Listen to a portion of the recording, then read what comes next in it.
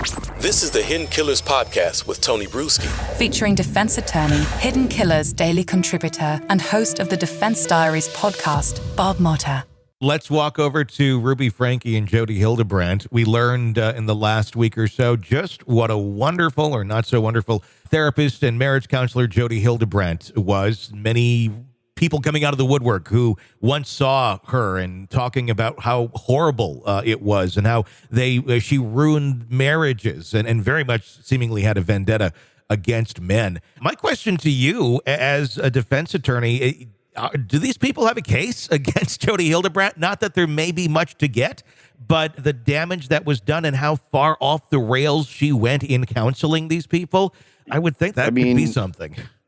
You're talking about civil suits. Yeah. I mean, look, the bottom line is that you can sue anybody in this country for anything. The question is, can you make the case? And man, I would have to say it's interesting because people go to counseling and they're going in terms of trying to seek help, right? Sure. And they're putting their trust into individuals who claim that they have the training and education to give the people the tools that they need.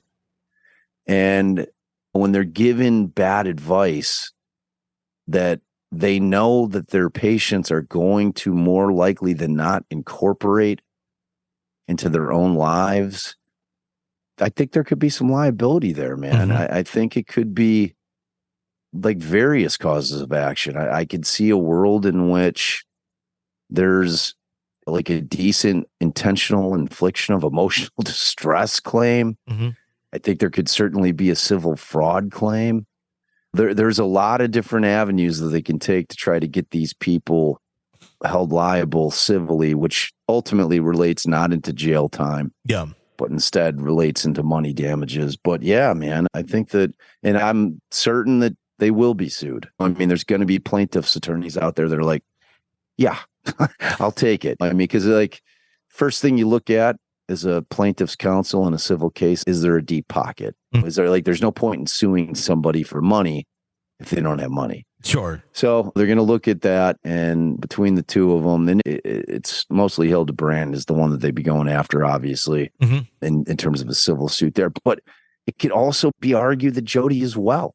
I mean, if people were watching that and taking it as like guideposts on how to parent from her on her streams, maybe. But definitely it's the counseling side of it, man. That's a whole different thing because people are paying money to go in and get counseling from. It's like if you have marriage issues or parenting issues and you're paying a counselor to say, hey, we're having a hard time dealing with this in our relationship with each other or with our children, we need help. And then they're giving it, and they're giving really bad advice that's ending up in like disastrous situations. Yeah, I mean, there's something there, man, for certain. It'll be very interesting to watch when we're looking at the charges that are against Ruby and Jodi right now. There's obviously not a murder involved here. Child abuse is a very serious thing, but we also see people every day being brought up on these charges, and we're oftentimes shocked at sometimes how lenient some of those punishments can be. Certainly, this is a high-profile case, but it doesn't necessarily then equate to a stronger sentence or anything of that, or a more tough sentence because of how well-known it is. What do you think these two face? I mean, what do they potentially face here if they are criminally found guilty of the abuse? Yeah, I mean, it's definitely a prison stint. I can't give you, I haven't looked up what the potential penalties are with respect to the different felonies over in that state. But I mean, it's essentially with the number of counts, certainly could be prison time. Yeah. And it could be, I mean, we're not talking like decades, but it could definitely be a few years. And again, I don't know exactly how many counts they've been charged with at this point. I have not dug that deep into the case. Sure. I've been kind of looking into it. If you could tell me, look, they have 7 counts of this and this, and I pull up the statute, I'll be able to tell you. It's serious charges. I mean, it's serious charges. the things that they have in their favor are the fact that they probably don't have any criminal background. And when the facts come out, that'll determine if they're found guilty, if the judge who's sitting on the trial and isn't necessarily the trier of fact, but ultimately will be the one that will decide on the sentencing, finds that it was like, yeah, maybe I disagree with the parenting in terms of choices they made, but and maybe it does fit the statute, but the court's job isn't to determine how people can and can't parent their children. So it's like, you know what I'm saying? Because there's going to be aspects of it that aren't going to fall under the statute in terms of, I keep coming back to the one where like one of the kids, like who's like is 6 and it's one of her chores to make her own sandwich before she goes to school. And she forgot, and the school's calling saying, look, you know, she's here without a lunch.